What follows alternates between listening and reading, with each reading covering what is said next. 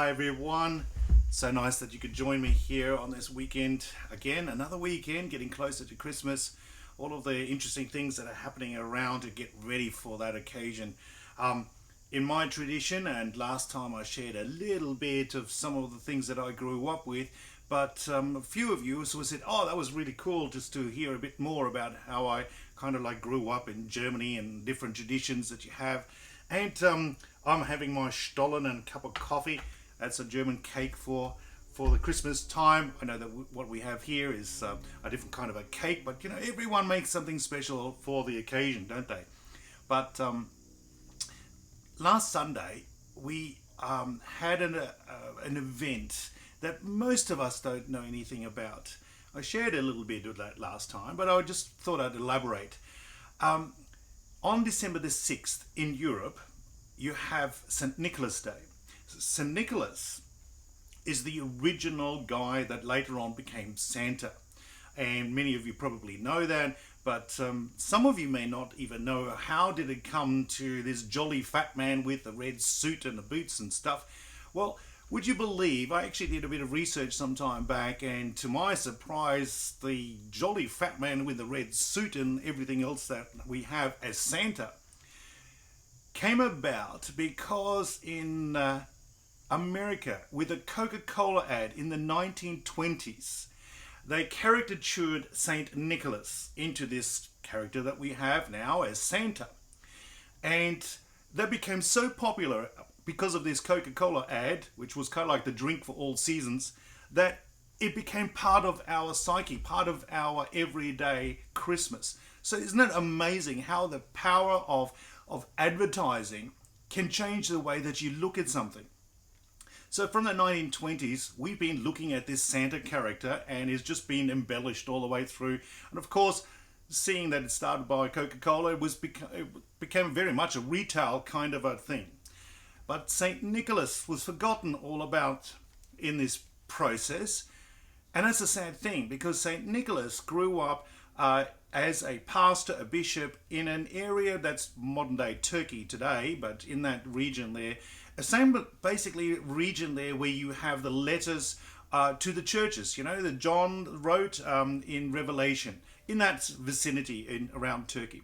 Now, in those days, the men folk, they would go off to war, or they'd be enlisted to do all sorts of things, and who knows whether they came back, when they came back, if they came back, lots of other issues. And so there were a lot of orphans, widows, and there was no welfare to speak of. Everyone sort of fended for themselves. So the Christians in that town, under Nicholas, the bishop there, they started to look after the orphans and widows.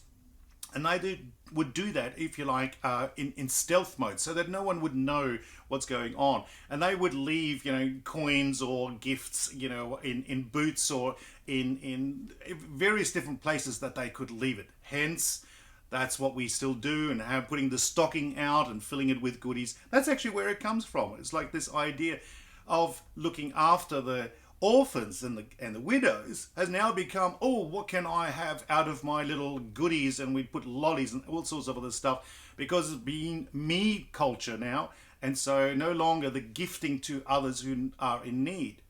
So this Christmas, I just wonder whether we can recapture something of the focus of the people who are in need, because that is actually what that St. Nicholas is all about. And so if we say, hey, you know, I know we don't, you know, have anything to do with Santa because that's all fake and all that blah, blah, blah, you know, that's good, you know, whatever it is. But the idea of here, St. Nicholas, a pastor with his church, going around in the neighborhood, looking after the people in need in a stealthy way that no one sort of knows, and just making sure that they have something to eat or something that will tie them over. This was actually part and parcel of what the historian Josephus wrote about these Christians. There's a famous line that we keep quoting from that, where he wrote about these Christians, look how they love one another.